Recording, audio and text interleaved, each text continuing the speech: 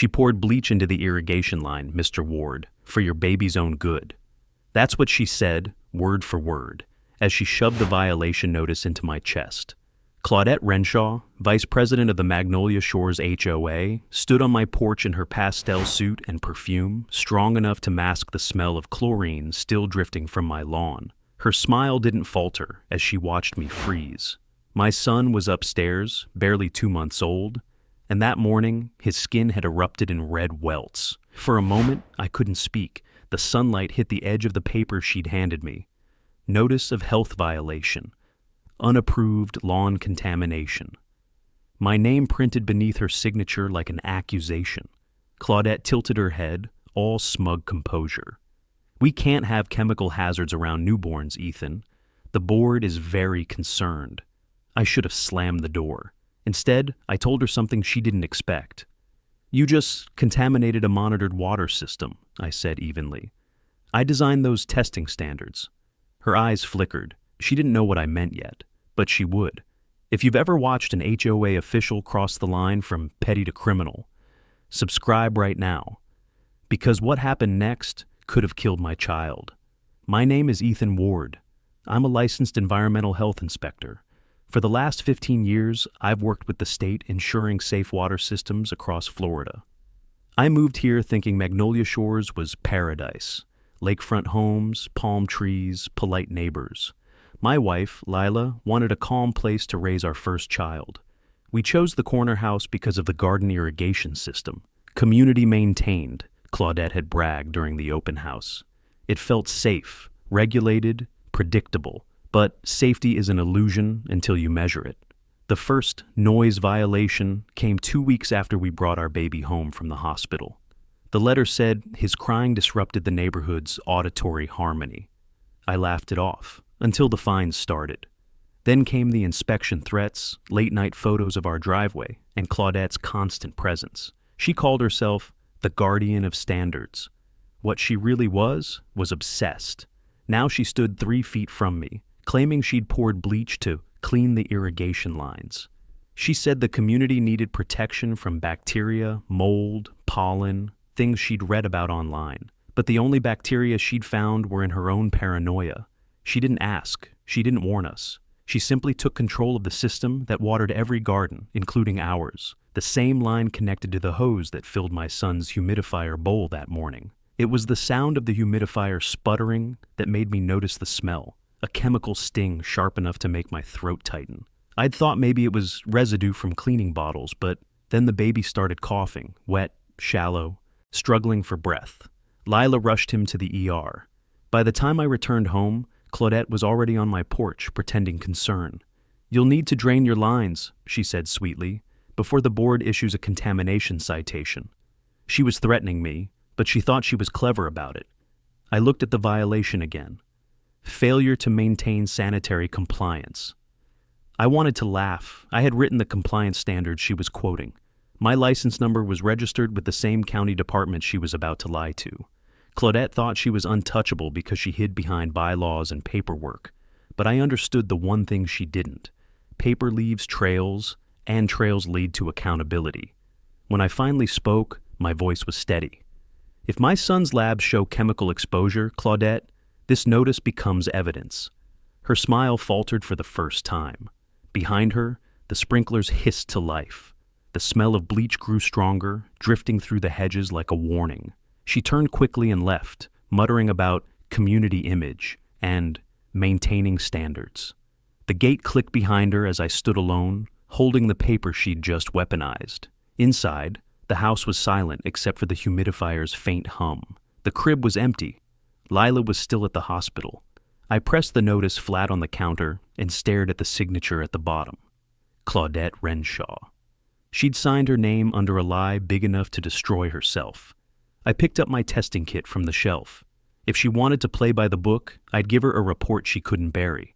Because in my world, every contaminant leaves a fingerprint, and bleach is one of the easiest to trace. This wasn't a neighborhood dispute anymore. This was evidence collection. And I was done being polite.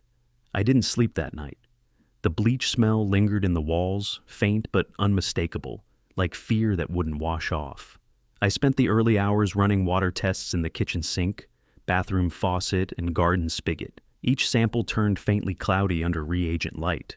It wasn't lethal in trace amounts, but it shouldn't have been there at all. Chlorine like that only appeared when someone tampered with dosage or access points. And in Magnolia Shores, only the HOA had those keys. At sunrise, I walked the path that circled the lake. It should have been peaceful, ducks gliding, sprinklers hissing, but every sprinkler head smelled faintly like cleaning solution. The water shimmered oddly in the light, forming tiny white bubbles across the grass. Other residents walked their dogs, sipping coffee, waving politely. None of them noticed. None of them knew what they were breathing. I passed Mrs. Hayworth, the retired school teacher who lived across from the clubhouse. She whispered that Claudette had started a sanitation audit. Every home would be inspected for hygienic compliance. I almost laughed.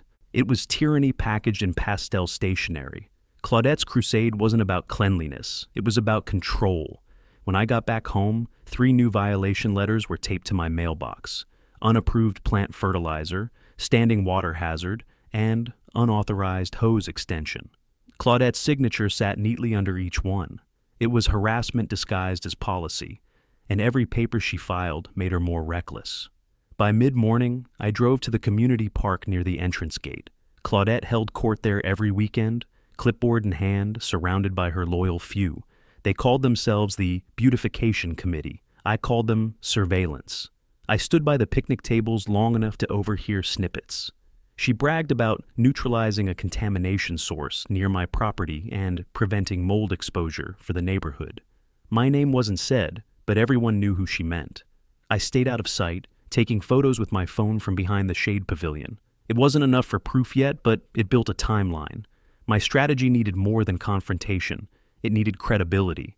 Claudette played by the book, and I intended to use that book against her. The only way to win was through the same system she weaponized. Later that day, I stopped by the local coffee shop outside the gates. 2 neighbors, Sharon and Mateo, sat in the corner discussing Claudette's new sanitation patrols. She'd been fining families for leaving toys outside and posting pictures on the HOA newsletter under examples of non-compliance. They said she'd even hinted some homes might face water disconnection orders for repeat offenses. That got my attention. Water disconnection required city authorization, something HOAs had no jurisdiction over. Claudette was overstepping into municipal territory. If she'd altered irrigation flow or tampered with lines, she'd violated public safety codes. That was my leverage. I asked Sharon quietly if anyone else had noticed the bleach smell. She nodded hesitantly, saying her roses had withered overnight, and her dog refused to drink from the outdoor bowl. I asked if she'd keep a sample if I brought sterile vials. She agreed. That was the first neighbor willing to cooperate, proof that this wasn't personal paranoia. It was community exposure. When I returned home, the sun was low, burning orange through the palms. Ryan Dorsey, the gardener, was working by the cul-de-sac. He didn't look up, but his shoulders were tense, movements sharp. I called out, and he flinched. That's when I saw the industrial gloves, bleach stains crusted along the seams. He looked terrified, not guilty. Claudette had dragged him into this mess, maybe even ordered him to pour the chemicals. I approached slowly, offering water. He refused, mumbling something about just following directions. I didn't press, yet. Fear kept people loyal longer than logic. But fear cracks. Eventually, and I could see his edges starting to split. Inside, I compiled everything I'd gathered. Photos, letters, timestamps, test results, Sharon's testimony draft. The pattern was forming, a cycle of harassment escalating into physical endangerment. It was bigger than a neighbor feud. It was a public health hazard, and I knew exactly which office handled those. The county environmental health department didn't take calls lightly, but once contamination touched shared infrastructure, it fell under their jurisdiction. Claudette's arrogance had just handed me my entry point. Before bed, I stood by the window overlooking the lake. The fountains glowed blue from underwater lights, perfectly symmetrical. It all looked serene from a distance. That was Claudette's magic trick. Make it pretty enough, and people stop asking what's beneath the surface. But I wasn't most people. I'd built my career on what hides below, and tomorrow I'd start digging, not with shovels, but with protocols she couldn't outrun. The bleach smell drifted in again, faint but sharp. I closed the blinds, wrote a single note in my logbook, and underlined it twice. Magnolia Shores, systemic contamination, potential HOA tampering. If Claudette wanted control, she was about to find out what real oversight looked like. By morning, I had a plan. The county office didn't open until 9, so I spent the first hour inspecting the HOA's maintenance area, an open patch behind the clubhouse where Ryan Dorsey usually worked. The place looked ordinary from afar. Lawnmowers lined up in a shed, fertilizer bags stacked in neat pyramids, the irrigation pump humming behind a locked fence. But something about the air felt wrong. The faint bite of chlorine lingered even here, stronger than it should have been. Ryan was already there, trimming hedges near the walking path. His posture was tight, movement stiff, like a man working while being watched. Every few minutes, he'd glance toward the clubhouse windows where Claudette's reflection flickered in the glass. She was inside, pacing with her phone pressed to her ear. I walked toward him slowly. "Morning, Ryan." He nodded, eyes on the ground. His gloves were clean today, new ones, but his shirt was damp, soaked through the back from the humidity and nerves. When I asked how long he'd been there, he said, "Since 6.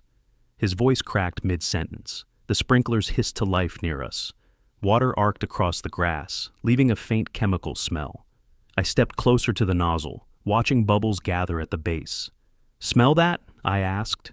He froze, the trimmer motor still running in his hand, then abruptly shut it off. For a moment, the only sound was the steady drip of water. Ryan swallowed hard.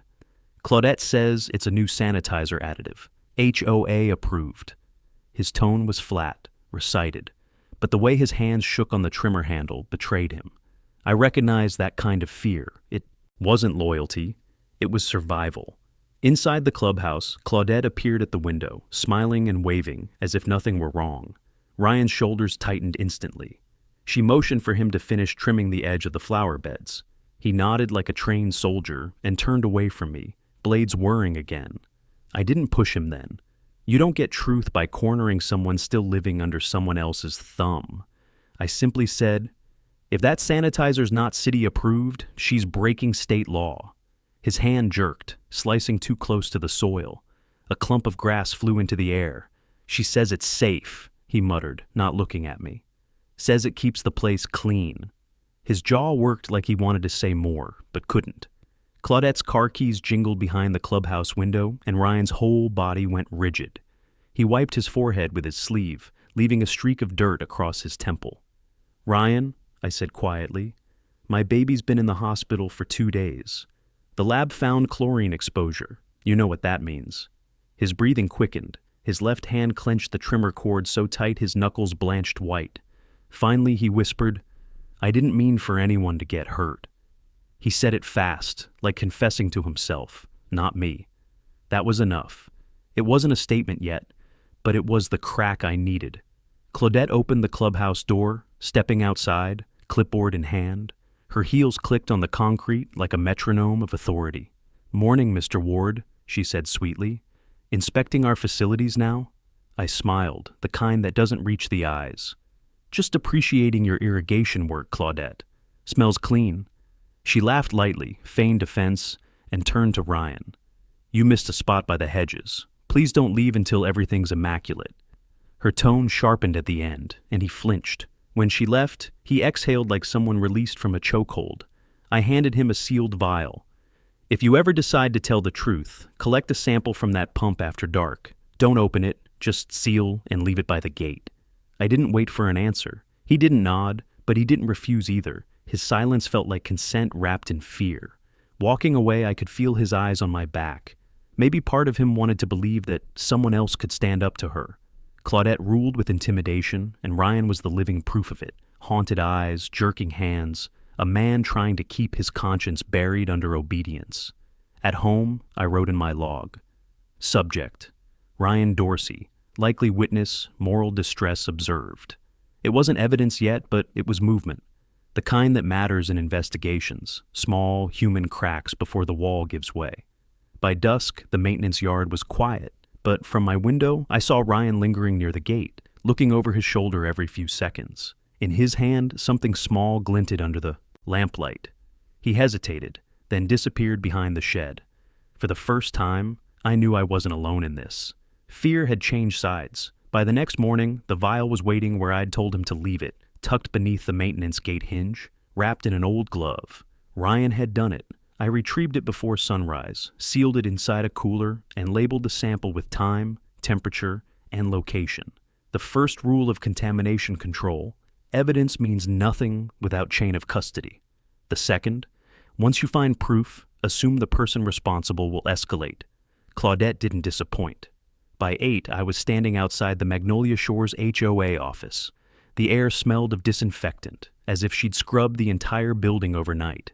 Inside, the decor was all pastels and faux serenity, scented candles, framed quotes about community harmony, and a jar of mints on the counter.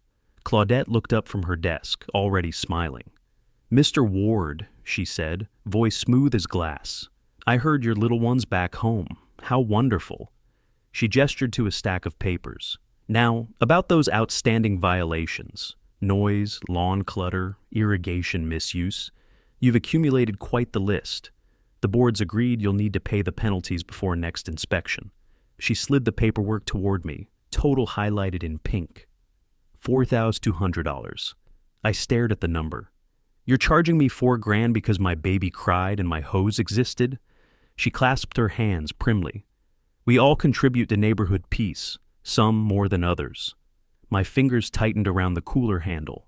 I wanted to tell her that every ounce of chlorine she poured was documented, that one phone call could turn her pastel office into a crime scene. But timing mattered. I couldn't tip my hand before the county received the results. I simply said, "I'll settle it once the inspection department reviews your water standards."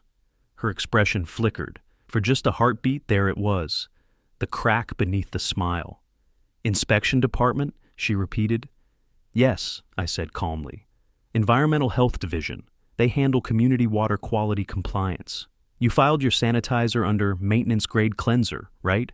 Should be no problem once they verify." Her posture stiffened, the color draining slightly from her cheeks. She knew exactly what that meant. I left before she could recover, the air behind me thick with her perfume and unease. Outside, the sun glared against the HOA sign. Preserving purity, one property at a time. It would have been ironic if it weren't so sinister. Across the street, 2 residents whispered as they watched me leave. The gossip had started spreading. That was good. Fear could be contagious too. I spent the afternoon at my workplace lab downtown, running the sample Ryan had risked his job to collect. The chlorine concentration came back at nearly 30 parts per million, triple the municipal safety threshold. Whoever handled that system hadn't been disinfecting. They'd been poisoning. I documented every data point, took photographs through the microscope lens, and printed verification reports. When I returned home, Lila was rocking our baby by the window. His breathing had improved, color returning to his cheeks, but I could see the worry still carved into her face. "Any progress?" she asked quietly. "More than she thinks," I said. "I'm filing an incident report tomorrow." That night, a black SUV idled outside our house for 15 minutes. No headlights, just the faint hum of the engine. I stood behind the curtains, phone recording. When I stepped onto the porch, it rolled away slowly, tires crunching against gravel. The HOA didn't employ security at night. Claudette was watching us. The next morning, I found a new notice pinned to my fence. Failure to cooperate with HOA sanitation procedures constitutes breach of community contract. Immediate compliance required. Claudette had dated it 4:03 a.m. She wanted me to know she'd been here while my family slept. I called Ryan's number around noon, but it went straight to voicemail. When I drove past the maintenance shed later, his truck was gone, replaced by a new worker I didn't recognize. Something had happened. Whether Claudette fired him or scared him off, I couldn't tell. But I knew what she was capable of now. As evening fell, I filed my official complaint online, attaching my lab results, photographs, and timestamps. The submission confirmation pinged across the screen. Report successfully logged with County Environmental Health Division. I exhaled for the first time in days. Once a report entered their system, it couldn't be erased, not by influence, not by money, not by fear. From the porch, I watched sprinklers hiss across the lawns again. Each spray shimmered in the fading light, faintly chemical, faintly cruel. Somewhere behind those closed blinds, Claudette was reading my name on her inbox. I hoped she understood what that meant, because once a contamination report hits the county database, it becomes public record. And no HOA president hides from that kind of truth forever. The email confirmation from the County Environmental Health Division sat open on my screen, glowing like a quiet promise. I'd done it, formally triggered an investigation. Now, all I could do was wait for their first contact. But waiting meant giving Claudette room to move, and she used it immediately. By the next afternoon, flyers appeared across Magnolia Shores. Urgent Community Health Notice, they read, stamped with the HOA logo. In tidy bullet points, Claudette accused me of introducing unsafe cleaning agents into the irrigation line. She warned residents to avoid unverified statements from non-board members. Her words were poison disguised as protocol. Lila found one on our doorstep and stared at it in disbelief. "She's blaming you for what she did," she whispered. Our son slept in her arms, tiny chest rising and falling, still too fragile for outrage. I took the paper from her hand, crumpled it, and said nothing. The truth didn't need shouting, it needed proof. That evening I drove to the far side of the lake where the HOA maintained the filtration station. The small shed was padlocked, its security light flickering overhead. Through the vent grate, I could see the network of pipes connecting to every property. Claudette's sanitizer likely entered the system here. The water hissed steadily, carrying her guilt across lawns she pretended to protect. I crouched, flashlight steady, noting the make and serial number of the primary valve system. Every HOA is required by law to register their maintenance equipment with the city utilities database. Once the county cross-checked that registration, they'd know exactly who authorized any chemical input. Claudette couldn't hide behind vague titles or committees anymore. Footsteps scraped behind me. I turned, flashlight beam cutting through mist. It was Sharon, the neighbor who'd agreed to help collect water samples. She clutched a Ziploc bag containing a vial, her hand trembling. "I did what you asked," she said softly. "Filled it from my garden hose this morning. Smelled just like bleach." I took it carefully, thanking her. "Keep your copy of the date written down," I told her. "You just gave the county their control sample." Her expression hardened.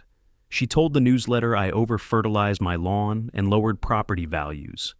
I didn't want to believe she'd hurt anyone, but... She looked toward my house, voice faltering. "A baby? That's not community. That's madness." We parted quickly, neighbors pretending to make small talk for any watching eyes. I stored the sample next to Ryan's in the cooler, two separate sources, same contamination. That was enough to trigger a deeper county inspection. When I returned home, an HOA notice blinked on my inbox. Subject line, "Cease and desist, defamation of board authority."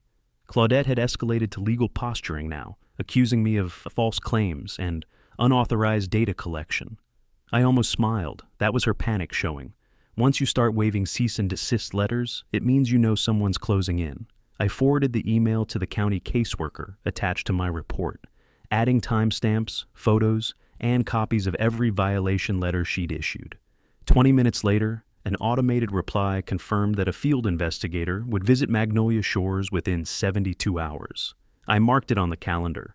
Friday, 10 a.m., inspection begins. The next 2 days crawled. Claudette doubled her patrols, strutting through the neighborhood like a queen guarding her crumbling throne. Ryan still hadn't returned, and his absence was loud. Every lawn she inspected looked immaculate, but you could feel the unease under the silence. Windows closed when she walked by. Curtains shifted. People were afraid to speak. Thursday night, as I watered the patch of dying grass near the fence, I caught the scent again. Faint chlorine, sharp and metallic. She'd done another round, either to cover her tracks or to prove she still controlled the system. My chest tightened with anger. Every hiss of that sprinkler felt like a dare. I recorded a short video on my phone, capturing the bubbling water and time-stamping the footage. Then I filled another vial. 3 samples now. One from Ryan, one from Sharon, one from my yard. All contaminated, all traceable.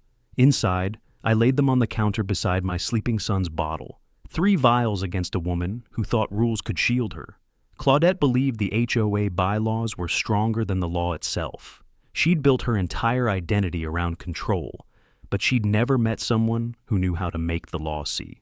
Friday couldn't come fast enough. The county's inspection team would step through those gates with badges and authority she couldn't charm away.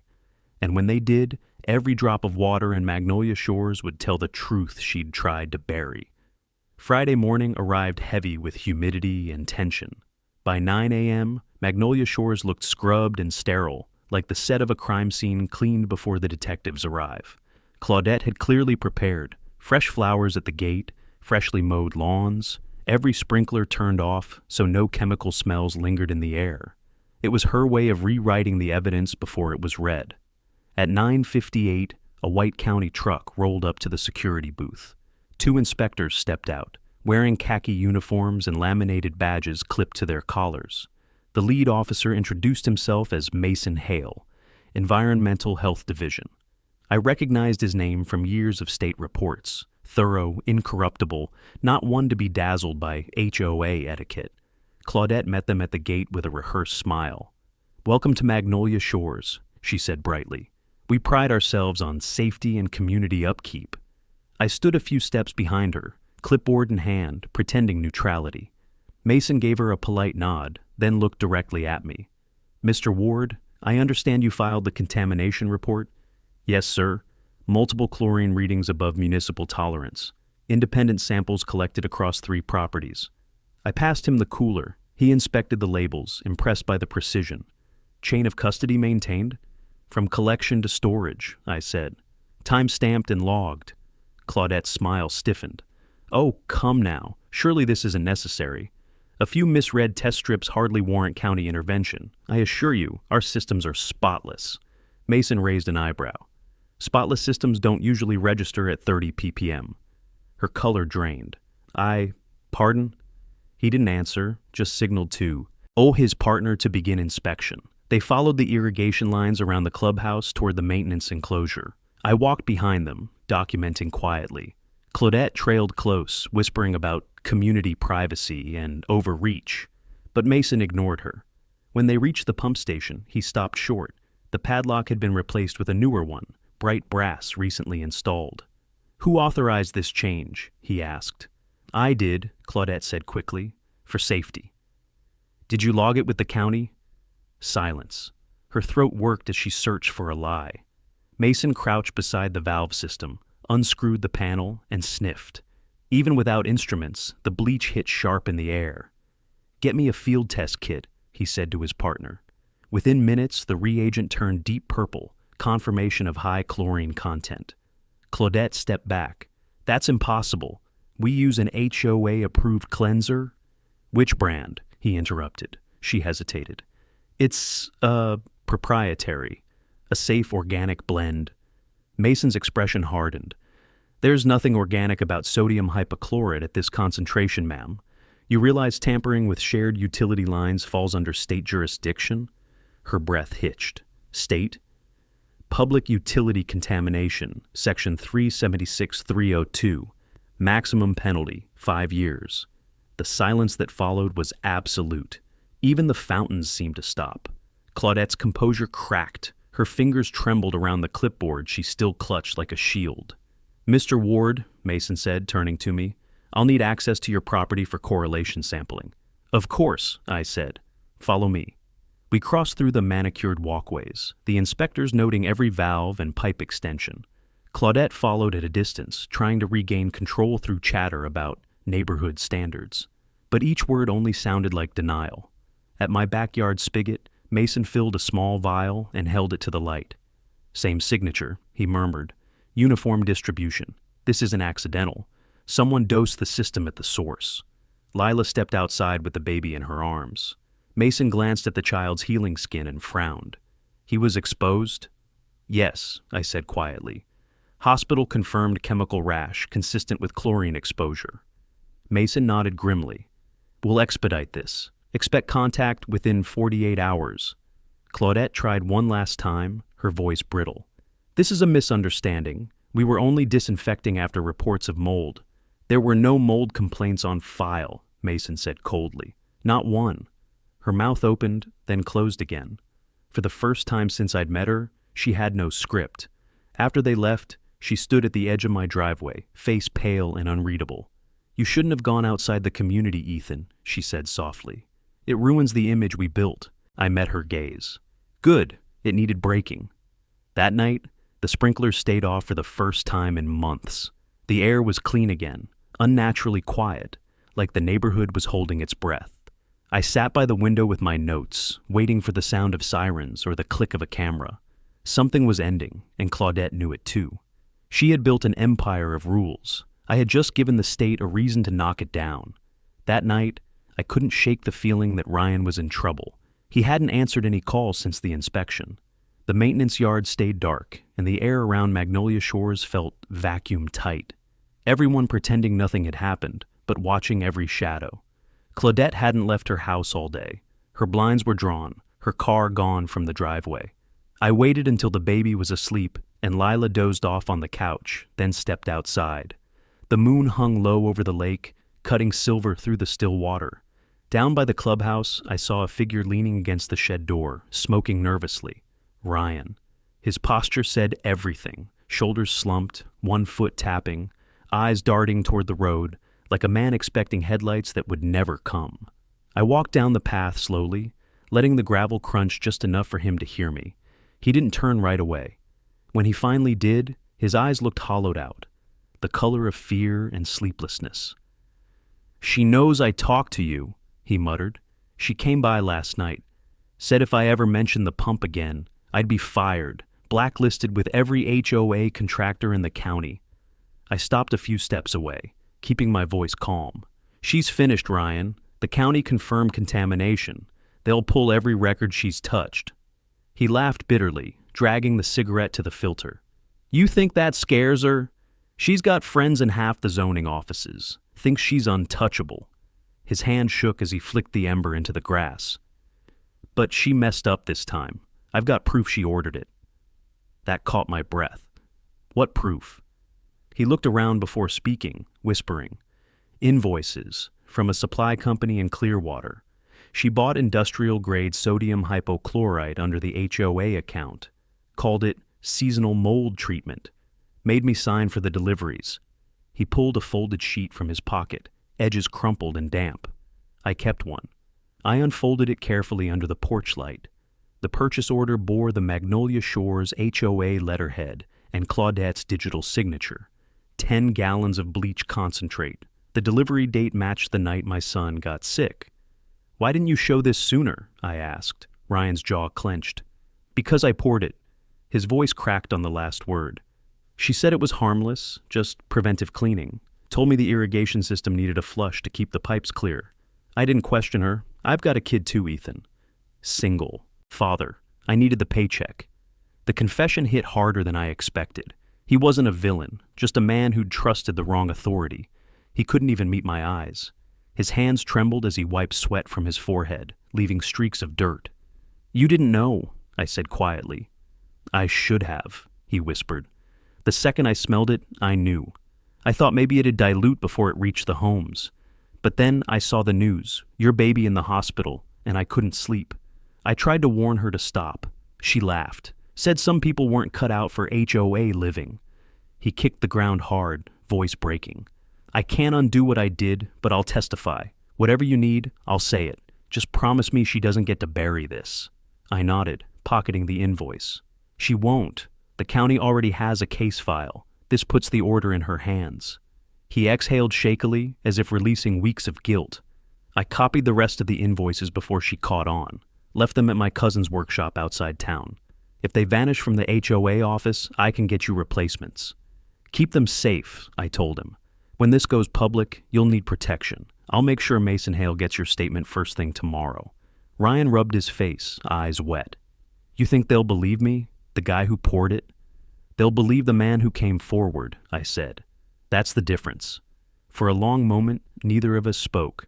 The lake rippled, and somewhere across the water, a frog croaked, breaking the stillness. When Ryan finally walked away, his shoulders looked lighter, still burdened, but not broken.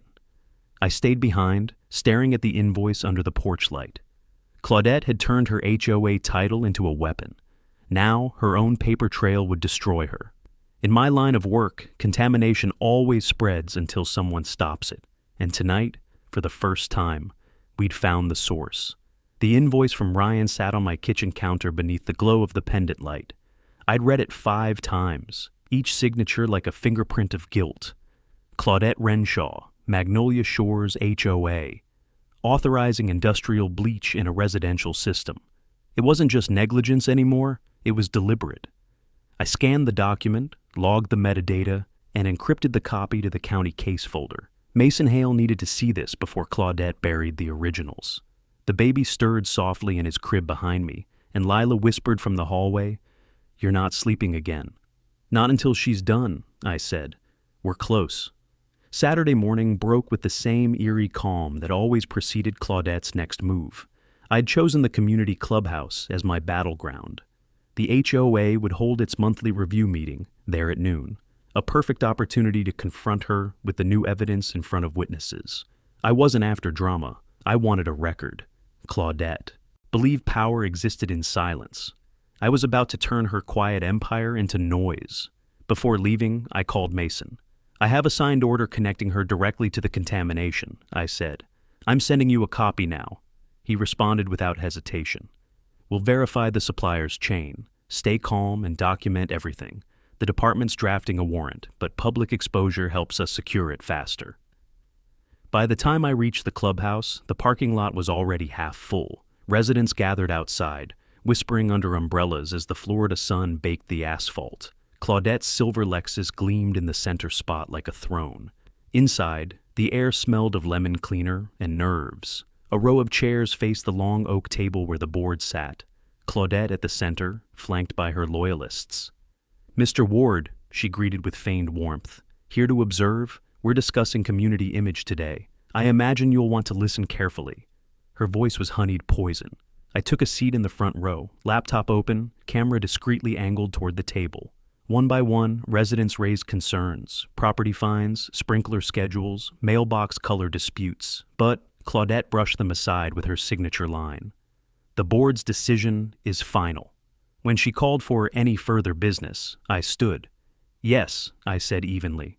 "I have something for the record." The room quieted. Claudette smiled like a predator humoring prey. "Proceed." I held up a printed sheet, the invoice. "This document shows the Magnolia Shores HOA purchased 10 gallons of industrial-grade sodium hypochlorite under your digital signature, delivered 2 days before the contamination event verified by the county." Murmurs rippled through the crowd. Claudette's smile faltered but quickly returned, brittle as glass. "That's absurd. We perform routine maintenance using approved sanitizers." "Not this concentration," I interrupted. "The supplier's record shows it's restricted for commercial sanitation, not residential. And your payment authorization used the HOA account without a board vote." The treasurer seated to her left shifted uncomfortably. I never saw that invoice," he said. Claudette's glare cut sideways, sharp enough to wound. I placed a second sheet on the table, Ryan's signed statement, notarized overnight by a friend at the county lab. "The maintenance worker confirms you directed him to pour it into the irrigation pump. He didn't know the risk until after my child was hospitalized." The tension broke like a snapped wire. Claudette rose abruptly, palms flat on the table. "This is defamation. The HOA will take legal action." "Already handled," I said. "The Environmental Health Division verified contamination levels, and the state is reviewing criminal charges. This meeting is being recorded for public transparency." Gasps rippled through the room. Her control fractured visibly, hands trembling, face flushed. "You can't do this here." "I can," I said quietly, "because you did it here." The treasurer stood next, voice shaking. "If this is true, you've put all of us at risk, financially and legally. I move to suspend Claudette Renshaw pending investigation." The motion hung in the air, unstoppable. One by one, the board members nodded. Claudette's mouth opened, but no sound came. Her empire was collapsing, one vote at a time. I collected the papers and turned to leave. Outside, the air felt different, lighter. Residents followed, whispering, some angry, others ashamed. The lake glittered under the noon light, the fountains still. For the first time, Magnolia Shores felt honest. As I walked home, Mason's message buzzed on my phone.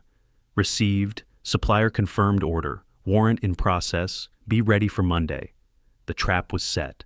Claudette's reign was about to end, not with a scream, but with a signature and a knock at her door.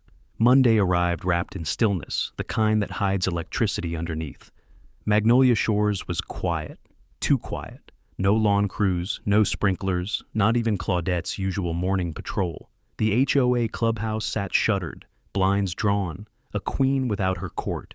I spent the morning pacing near the window, waiting for Mason Hale's call. Every hour that passed stretched like wire. The baby slept soundly, unaware that the world outside was balancing between order and reckoning. At 11:03 a.m., my phone buzzed. "Mr. Ward," Mason's voice came through, low and deliberate. "We've verified the supplier invoices. Her name's on every transaction, same signature, same timestamp. The warrant's signed. We're serving it today." "Today?" "In about 40 minutes. We'll be entering through the HOA office. I want you there for chain verification." The breath I'd been holding for weeks finally escaped. "Understood. I'll bring copies of everything. Ryan's statement, the contamination logs, the photographs." "Good," he said. "And Ethan, stay calm. Don't engage her directly. She's already calling lawyers."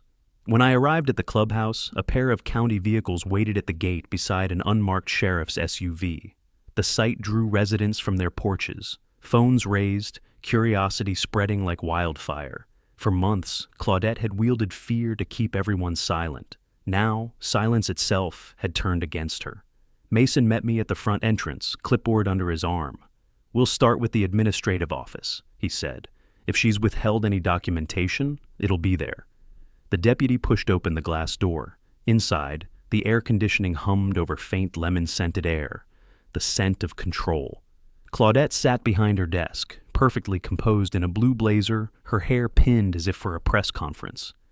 Only the trembling of her hands betrayed her. "Mrs. Renshaw," Mason began, "this warrant authorizes inspection and seizure of HOA maintenance and chemical purchase records." Her lips parted, trembling between outrage and disbelief. "On what grounds?" "Public utility contamination and unauthorized chemical distribution," he said, handing her the document. "You'll have a chance to speak after the collection process." Her eyes flicked toward me, cold and glassy. "You think you've won?" she whispered. "You think tearing down what I built makes you a hero?" I didn't answer. Mason's partner began photographing the office, sealing hard drives, pulling file drawers one by one. Claudette tried to stand, but the deputy gestured for her to remain seated. Outside, voices gathered, neighbors pressing against the windows, filming. The same people she'd fined, humiliated, lectured about aesthetic integrity. Their murmurs filled the air with a strange, vindicating hum. Mason handed me a sealed folder. "Recognize this?" I opened it carefully. Inside were the HOA water safety logs, altered. Claudette had replaced entire sections with forged readings, faked chlorine levels, and backdated reports to make it appear as though the contamination had been treated weeks before it happened.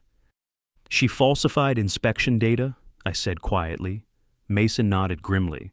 "And you just confirmed it." He turned to Claudette. "That's obstruction, Mrs. Renshaw." She stood abruptly. "You don't understand. I was protecting this neighborhood from neglect, from disease. If we let people like him," she jabbed a finger at me, "dictate standards, everything falls apart." Her voice cracked into something raw and desperate. Not the composed tyrant I'd known, but a woman watching her power dissolve, grain by grain. Mason cut her off. "Ma'am, you're under investigation. Please step back." The deputy read her rights as the cameras outside recorded through the glass. Claudette's face twisted between disbelief and panic. "This community needed order," she hissed, but her words drowned beneath the click of handcuffs. I should have felt triumph. Instead, I felt the weight of it, the slow unspooling of months of fear, sleepless nights, my son's quiet suffering. Victory didn't feel loud. It felt like oxygen returning after nearly drowning. Mason sealed the last evidence bag and handed me a carbon copy of the inventory. "Your documentation held this together," he said. "We'll finalize the report within the week. The press will probably get it before noon." Outside, residents watched as Claudette was led to the waiting SUV. For the first time, their faces weren't blank or cautious. They were awake. Some clapped softly. Others just stood, stunned, realizing the authority they had surrendered for years had been built on lies. As the cars pulled away, I stayed by the lake's edge. The water reflected the blue of the flashing lights, rippling with each passing gust. The bleach smell was gone, replaced by the faint sweetness of clean rain. Lila joined me, resting a hand on my shoulder. "Is it over?" she asked. "Almost," I said, "but she won't control anyone here again." The fountains restarted across the lake, spraying arcs of pure water into the sky. No chemicals, no poison, just sound and sunlight. For the first time, Magnolia Shores looked alive. By the next morning, the arrest footage had gone viral across the county. Local news stations replayed it every hour. Claudette Renshaw, vice president of Magnolia Shores HOA, being escorted out of the clubhouse in handcuffs as residents watched in stunned silence. For most people, it was justice served. For me, it was only the beginning of cleanup. Contamination doesn't end with removal. It lingers until every system is flushed, every trace erased. The county placed Magnolia Shores under temporary environmental supervision.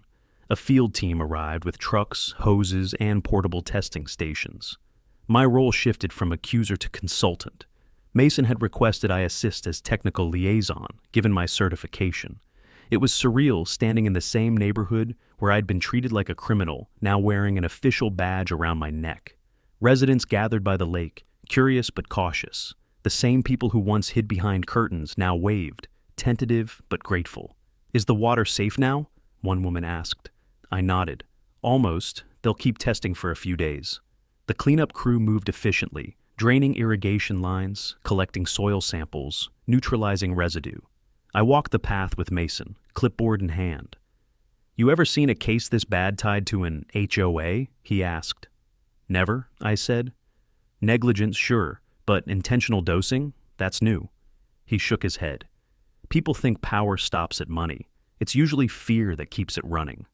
Around noon, the county installed temporary fencing around the clubhouse. Inside, investigators cataloged hard drives and paper files. Every scrap of Claudette's empire was now evidence. Mason's assistant handed me a folder containing preliminary statements from residents, 27 in total, all detailing harassment, fines, intimidation. She hadn't just poisoned the water, she'd poisoned the spirit of the entire community. Near the fountain plaza, I saw Ryan standing by the maintenance truck, arms crossed, eyes red. He looked smaller now, worn thin by guilt and relief. When he spotted me, he approached hesitantly. "I heard she's out on bail," he said. "Standard procedure," I replied. "But she can't leave the county, and the county has her signature on everything." He exhaled shakily. "I keep replaying it, her telling me it was just a sanitizer flush. I should have known." "You tried to make it right," I said. "That matters." He stared out over the lake. "She made everyone believe this place was better than it was. I thought I was helping her protect it." "You were helping her protect control," I said softly. "There's a difference." He nodded, silent for a moment, then handed me a folded paper. "This came in the mail this morning, certified, from the HOA's lawyer. It's a liability release, offering me a payout if I retract my statement." I unfolded it. The sum was substantial, hush money disguised as settlement. I looked at him. "You didn't sign it?" "No," he said. "I'm not running anymore. Do what you need to with it." That paper was another nail in Claudette's coffin. I placed it in the evidence folder and clapped his shoulder. "You just gave them motive to widen the charges. That's bravery, Ryan." By mid-afternoon, the community gathered in the park for the county's public briefing.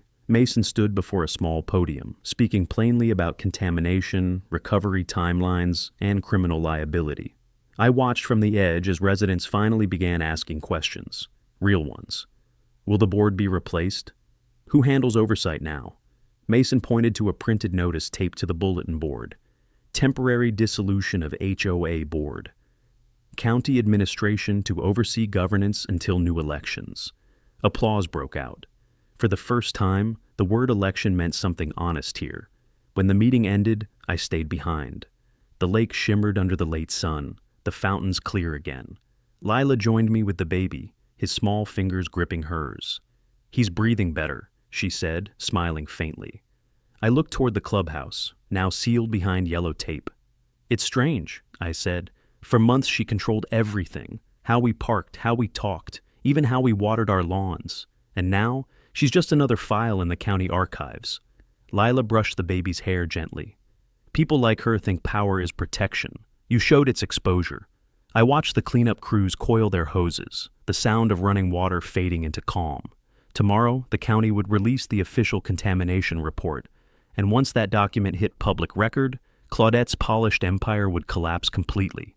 Insurance liabilities, property lawsuits, federal attention. She'd built her kingdom on control. I'd taken it back with procedure. That night, as I locked the front door, the house felt lighter, like something unseen had finally exhaled. Magnolia Shores wasn't pure again yet, but for the first time, it was honest. And honesty, I'd learned, was the cleanest thing in the world. The county scheduled a public hearing for Thursday afternoon, a mandatory community disclosure meeting held in the open-air pavilion by the lake. It wasn't just protocol, it was spectacle. Every resident of Magnolia Shores was required to attend as the Environmental Health Division presented its findings. For the first time, the HOA's glossy facade would face daylight under sworn authority. By the time I arrived, rows of folding chairs filled the pavilion, every seat occupied. Neighbors who once avoided eye contact now whispered nervously, glancing toward the empty stage. A large projector screen displayed the county seal. News vans lined the street outside the gates, satellite dishes angled like vultures. Claudette's empire was about to crumble in front of the same people she'd ruled. Mason Hale stood near the podium, sorting papers into neat stacks. When he saw me, he nodded. "You'll want to sit close," he said. "We'll be referencing your reports directly." Lila and I took seats near the front. The air smelled of lake water and nerves. Even the baby was quiet, sensing the tension rolling off every body in the crowd. Across the aisle, I spotted Ryan, shoulders stiff but chin high. He'd traded his work uniform for a collared shirt, trying to look composed. His eyes found mine briefly, and I gave him a small nod. At exactly 2 o'clock, Mason stepped to the microphone. "Good afternoon, residents of Magnolia Shores," he began, his voice carrying easily through the speakers. "By order of the County Environmental Authority, we're here to present the results of our investigation into the chemical contamination affecting this community's irrigation and water systems." A wave of whispers spread through the crowd. Mason continued. "Our tests confirmed the presence of industrial-grade sodium hypochlorite in multiple lines throughout the subdivision. The contamination originated from direct tampering at the HOA-controlled pump station. We have identified the responsible party." Gasps erupted. Cameras flashed. The gate guards stepped aside as deputies escorted Claudette Renshaw onto the stage. She was no longer in a blazer, but in civilian clothes, wrists cuffed lightly in front, escorted for procedural appearance. She tried to maintain composure, chin lifted, but her eyes darted between cameras and neighbors like a trapped animal. Mason gestured toward her. Mrs. Renshaw authorized the purchase and use of unapproved chemical agents under the HOA's account. Documentation and digital signatures were verified through supplier records. The act constitutes reckless endangerment, tampering with a regulated utility, and falsification of environmental reports. A ripple of outrage tore through the audience. Some residents shouted, others rose from their chairs, demanding answers. Claudette tried to speak, voice trembling. "You're exaggerating. I was protecting property values, trying to prevent mold infestations that would—" Mason's tone cut like steel. "By exposing infants to corrosive compounds?" Silence, then applause, short, stunned, but real. Claudette's face reddened. "You people don't understand what it takes to keep a place like this perfect," she snapped. "You think harmony just happens? You all beg me to maintain standards." Her words ignited the crowd. One man shouted, "We asked for fairness, not poison." Another woman cried, "My dog got sick because of you." Claudette's control cracked fully. She screamed over them, "I built this community." I stood then, the noise fading around me. "No," I said evenly, voice projecting through the murmur. "You built a prison with white fences." All eyes turned. I stepped closer to the stage. You fined families for hanging wreaths, threatened retirees for planting roses, and nearly killed my son because you wanted control more than community. The silence that followed was thick as fog. Claudette trembled, but there was nowhere left to hide. Mason motioned to the deputies. "That's enough," he said softly. They led her away, flashbulbs popping as the crowd erupted again. Cheers this time, not fear. Mason returned to the microphone. "The HOA board is hereby dissolved pending new elections under county oversight. Residents will receive restitution for damages once the civil hearings conclude. For now, Magnolia Shores falls under direct public management." Applause roared across the lake, echoing against the water. People who hadn't spoken to each other in months began shaking hands, hugging, crying. Ryan stood nearby, tears streaking his face. Lila squeezed my hand. "You did it," she whispered. I shook my head. "We did it." As the deputy's car pulled away, Claudette's reflection flashed briefly in the lake, distorted, fading with every ripple. The sun broke through a line of clouds, catching the spray from the fountains. For the first time, it smelled like clean water, not bleach. I looked at Mason across the stage. He gave me a small, knowing nod. Justice wasn't just paperwork anymore. It was public, visible, undeniable. Magnolia Shores had finally been rinsed clean. The week after the public hearing, Magnolia Shores felt reborn. The air no longer carried the sharp tang of chemicals. It smelled of cut grass and lake wind again. The county crews finished flushing the irrigation system and dismantled the old pump, its metal stained white from months of bleach exposure. Where Claudette once stood issuing orders, new signs now read, "Under community management, public oversight in progress." I walked the lakeside path with Lila and our son, the stroller wheels crunching against the gravel. The residents waved as we passed, faces no longer tight with fear, but loosened by relief. The neighborhood had gone quiet, but it wasn't the silence of intimidation anymore. It was peace. Every step reminded me how close we'd come to losing it all. At the far end of the path, a new notice board stood, where Claudette's inspection memos used to hang. Instead of violation letters, it displayed updates from the County Environmental Division, water quality reports, future election dates, contact numbers for resident committees. The transparency was almost blinding. Ryan met us there, holding 2 coffee cups and wearing a cautious smile. "They asked me to stay on as maintenance lead," he said, rubbing the back of his neck. "Under county contract this time. Real oversight, real pay." "That's good," I said. "You deserve it." He hesitated. "They also said you'll probably be nominated for interim chair when elections start. You'd be the first board head without a single complaint against you." I laughed softly. "Let's keep it that way." The baby stirred, reaching out toward Ryan's coffee lid. He chuckled, handing him a small paper straw instead. For a moment, it felt ordinary. 3 people standing by the lake, the sound of fountains in the distance, the world quietly mending itself. But when I looked across the water, I still saw the clubhouse, empty now, lights off, blinds shut. Claudette's nameplate had been removed from the door, but a faint rectangle remained where it had shielded the wood from sunlight. That pale outline was all that was left of her power. Mason called later that afternoon. "The district attorney's office officially filed charges," he said. 3 counts, reckless endangerment, falsification of safety data, and misuse of public utilities. She'll probably take a plea deal, but she won't hold office again. I thanked him, though words felt inadequate. What happens to the HOA now? "They'll recharter it under the Residents Association model," he explained. "Democratic votes, transparent books, no unilateral authority. Exactly how it should have been."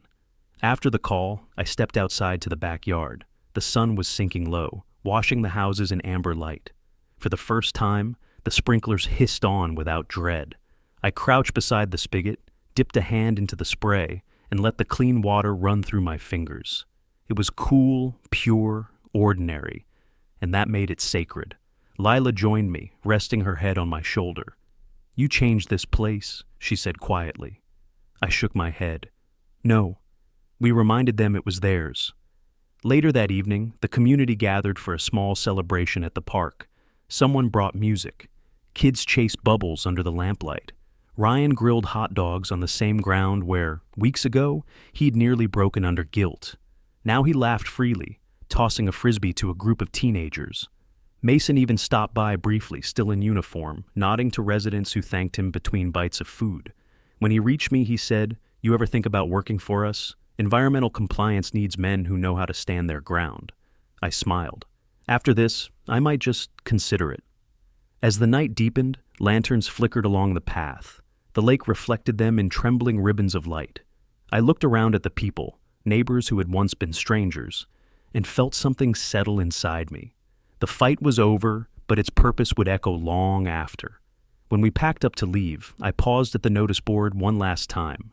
Someone had pinned a handwritten note in bold black ink. "No one owns peace. It belongs to everyone who defends it." I left it there. Some truths don't need signatures. Back home, I laid the county's final report beside my son's crib. The cover read, "Case closed. Magnolia Shores remediation complete." The baby stirred, sighing softly in his sleep. For the first time since the nightmare began, I allowed myself to breathe freely. If you want more stories of homeowners standing up to HOA tyranny, hit subscribe right now, share your story in the comments, and let me know where you're watching from.